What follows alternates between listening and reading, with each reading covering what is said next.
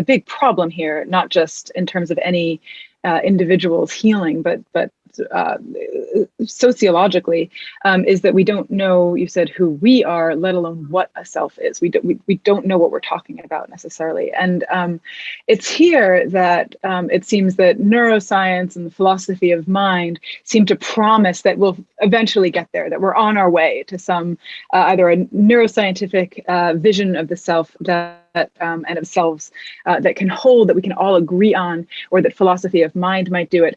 I'd like to ask our speakers, starting with Betty Sue, do you hold out hope that there may be some kind of reconciliation of all these different metaphors of self in neuroscience and philosophy of mind, in either of them?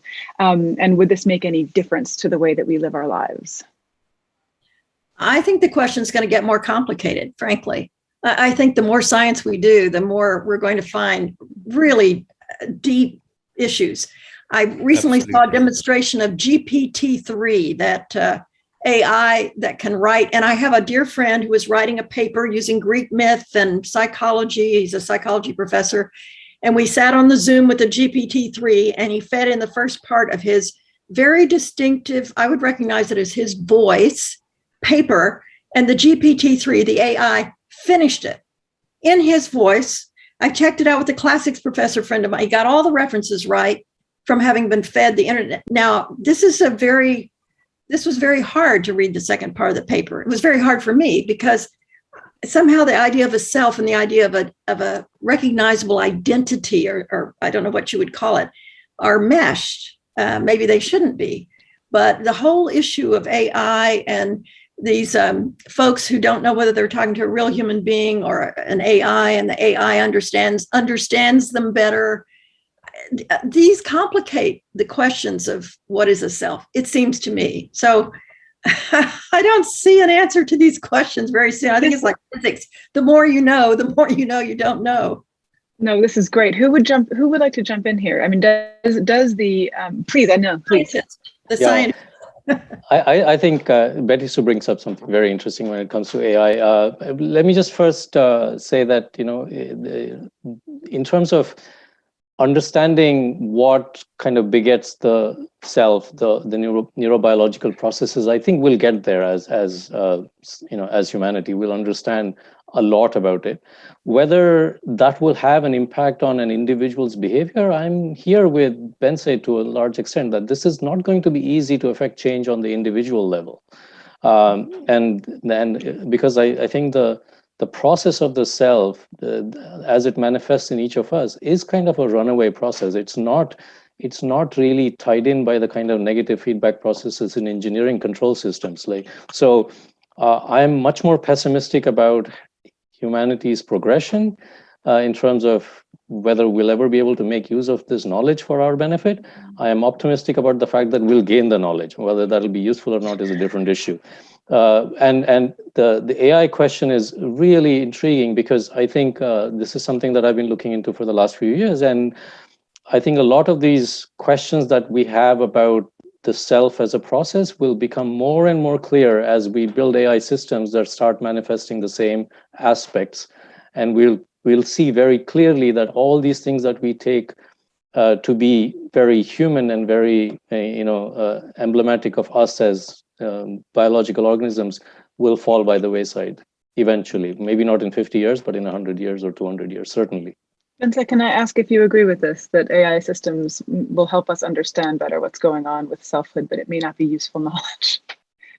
Well, I think that the general kind of conglomerate science of cognitive science will definitely help us understand a lot of things. And the dream of the cognitive science in the 80s was that it's going to be this kind of unified science where psychologists, neuroscientists, philosophers, AI people, they all work together, and it started promising. It's not been as maybe it's falling apart a little bit, but I believe that that's the way we should think about the mind. We should not, I'm a philosopher, but I think that I would be a bad philosopher if I were not paying attention to what neuroscientists say about the brain and what psychologists say.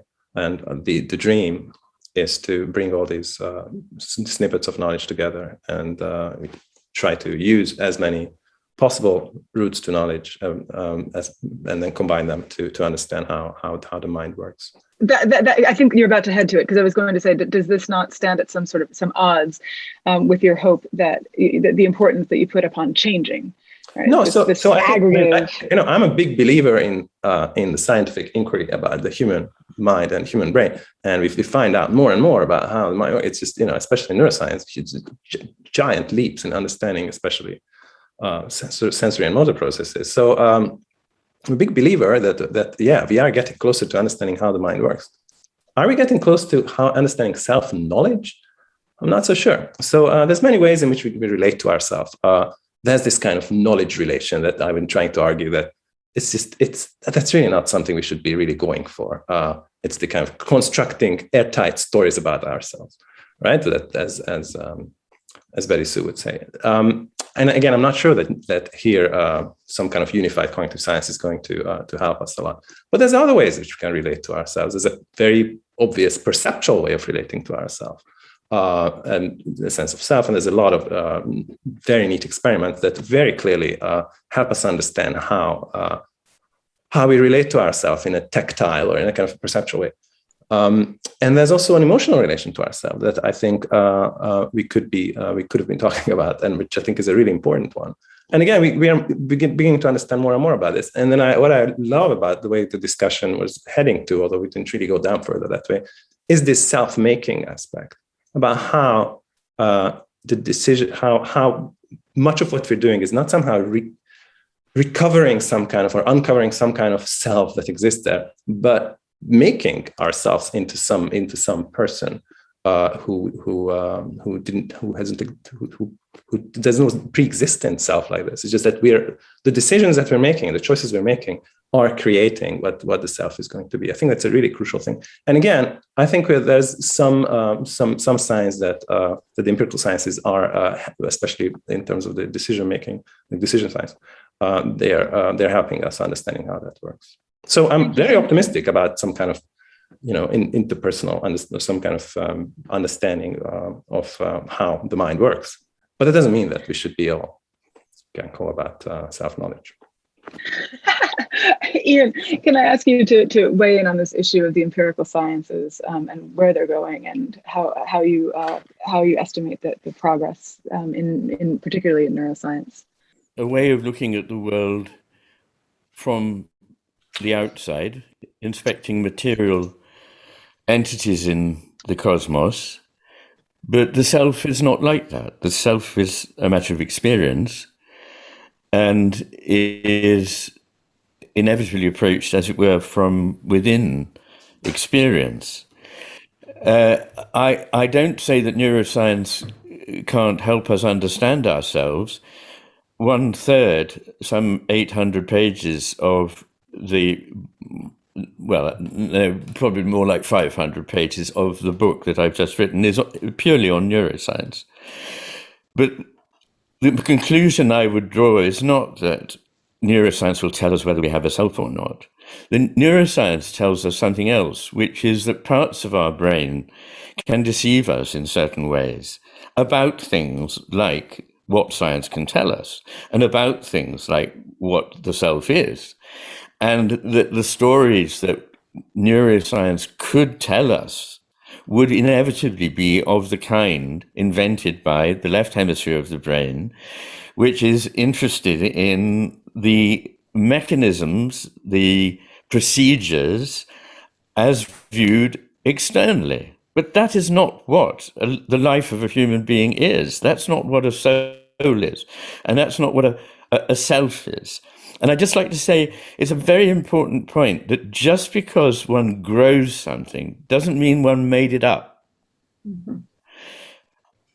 There are things that one can grow and there are things that one can stunt, but it doesn't mean we just made them all up out of nowhere.